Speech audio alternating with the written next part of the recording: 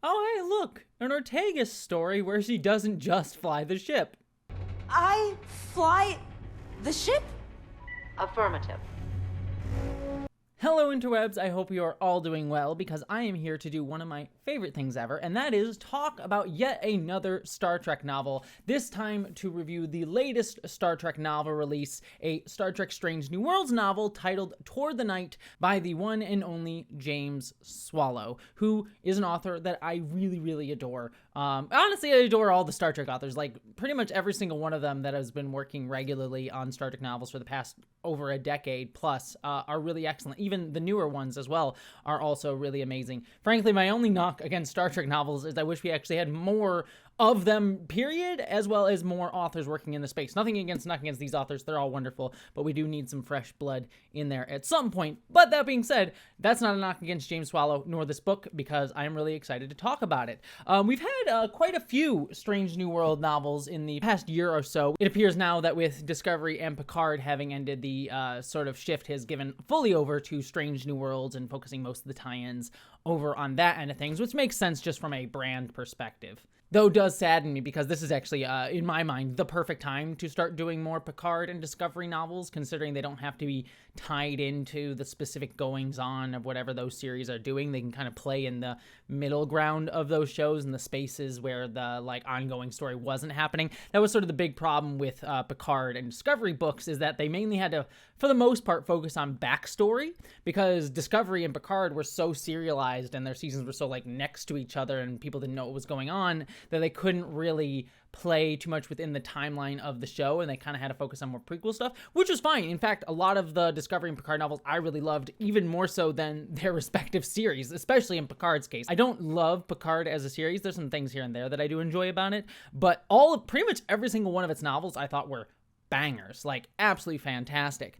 Strange New Worlds, though, is in a much more interesting place in that, it is a much more episodic series, so the books have been able to tell much more sort of within the series style of stories that feel like episodes of the show. And I think ultimately that is the biggest praise that I can give Toward the Night, because the other two books that we've gotten in Strange New Worlds so far, maybe there's been a third one, but at least the two most recent ones have been these grand adventure stories. They have felt like they are things that could not have even been done as an episode of the show, that they were much more sweeping in scope in terms of what they were trying to do and say, and elements of Federation society that they were looking at. I think of Una McCormack's last novel had these interesting looks at Una the character within the show, her sort of backstory with Starfleet Academy, and it tying into this sort of interesting discussion of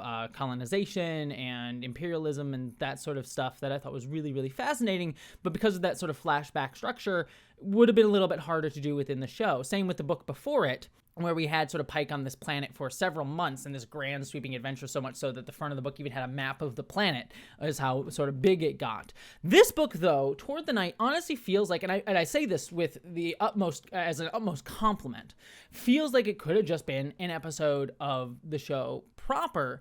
And as much as I love the novels doing these big, grand, sweeping narratives, I love those things. I love those books in particular. There is something nice about being this is a nice comfort book that feels like, I just get to wash myself in the Strange New Worlds of it all. Honestly, the only negative about it is it feels like it's coming out at the wrong time. We're about to get season 3 of Strange New Worlds in just a few more weeks, but considering we've had such a long wait between seasons due to the writer's strike and actors' strike, feels like this book should have come out back when Una McCormack's book came out and sort of swap them, because Una McCormack's feels like it would have been much more of a better fit to be an atypical story, whereas this one feels much more sort of episodic in its scope. Again, not a knock, different styles, and I like that. I think that's just an unfortunate element of timing, but it also primes people up for season 3 of Strange New Worlds.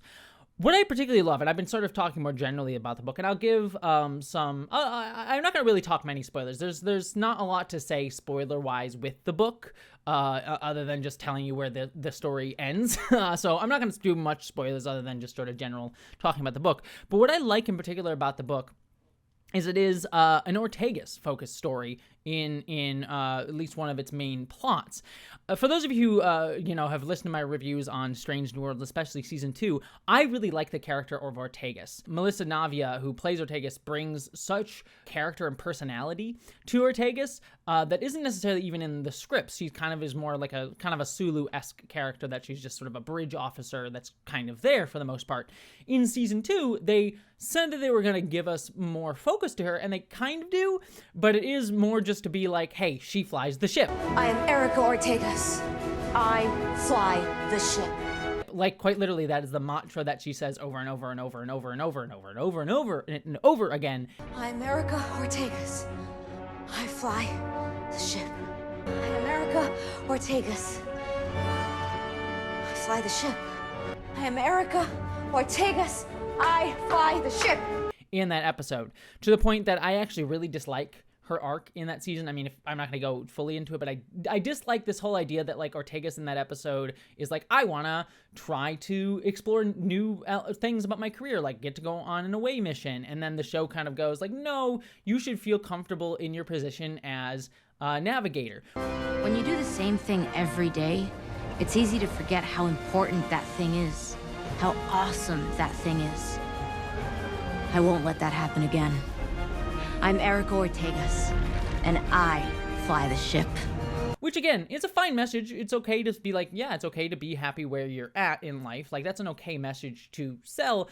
But I also think Star Trek has always been about, like, reaching for more and exploring new elements of yourself. Like, I think of that Lower Decks episode with Rutherford, where he chooses to try to explore being in security or in science, and ultimately he decides, like, no, or command, I should say, and ultimately says, no, I want to be in engineering. That's ultimately where I want to be, and every character's just like, hell yeah, we're here for it. Like, please follow your bliss, and ultimately he does come back around to just being where he feels comfortable, which is engineering, where he started, but now he knows more about himself. My heart's in engineering. I'd like permission to leave the bear pack. Rutherford, that is outstanding! Gotta be true to yourself. Am I right, bears? Hurrah! And I was a little bit frustrated that we didn't get that kind of exploration a little bit with Ortegas. So this book gives us some of that, and actually gives us some really good and complicated backstory for Ortegas. The main plot of the episode is the book, I should say, is, and this is right on the cover, they come across a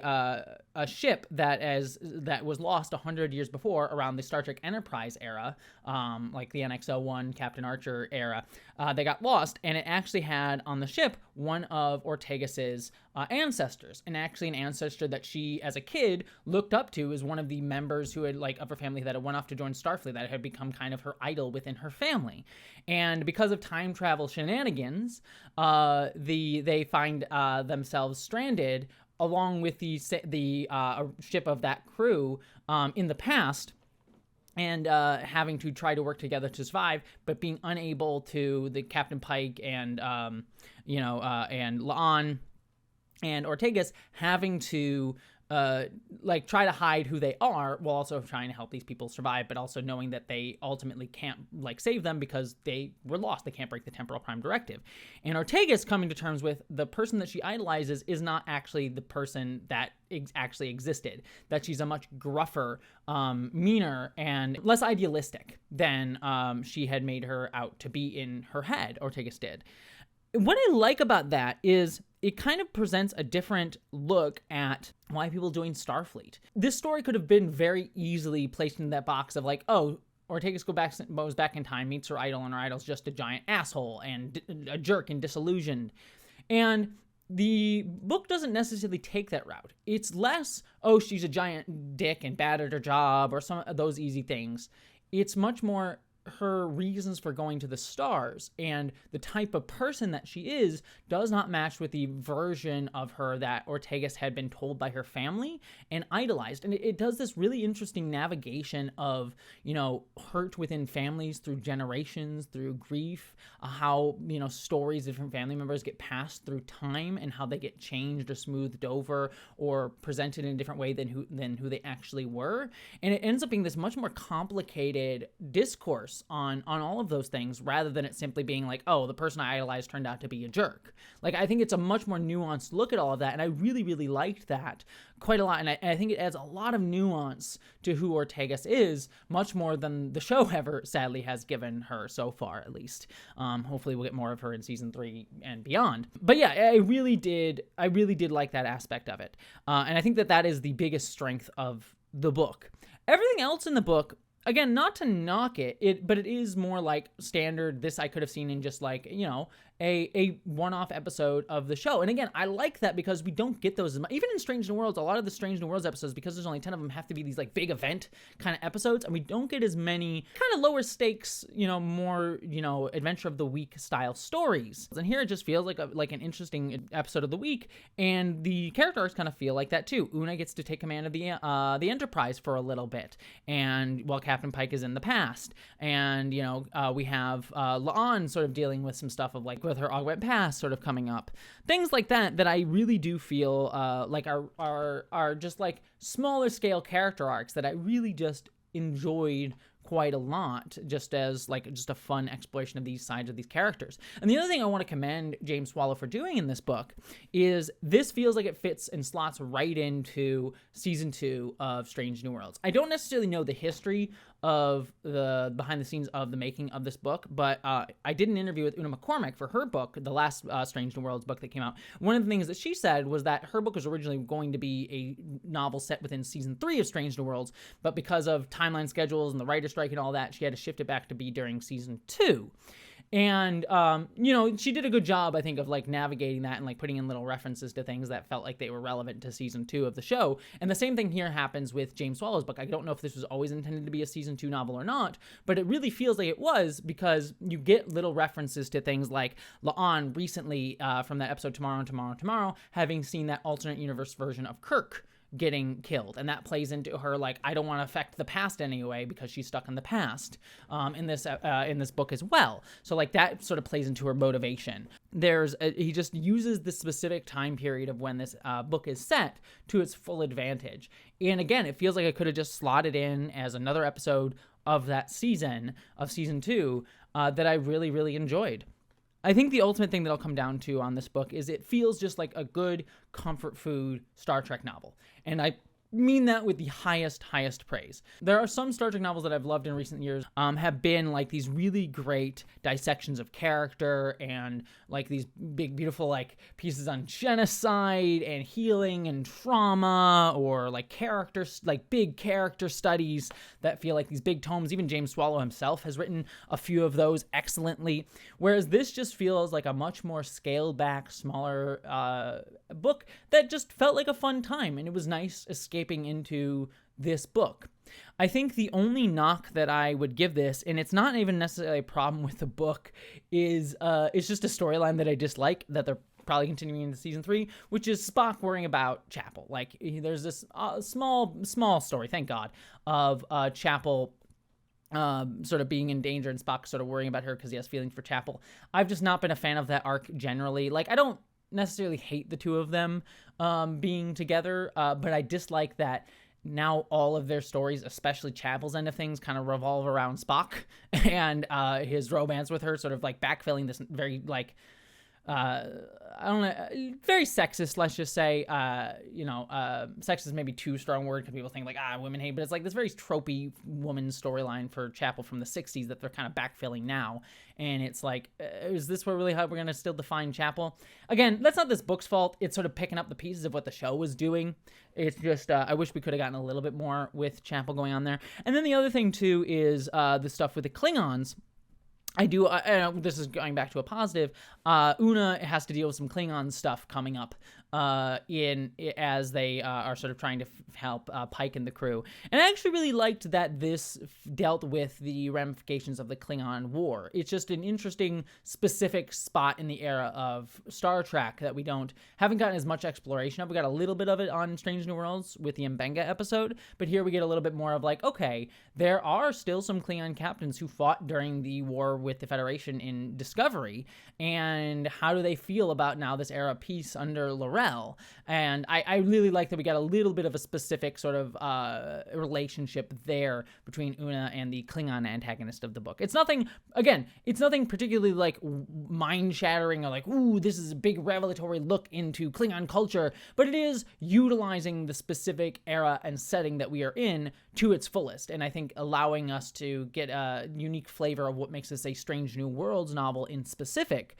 versus, something wildly different, like a TOS novel or something like that, or a Next Generation novel, or even a Discovery novel.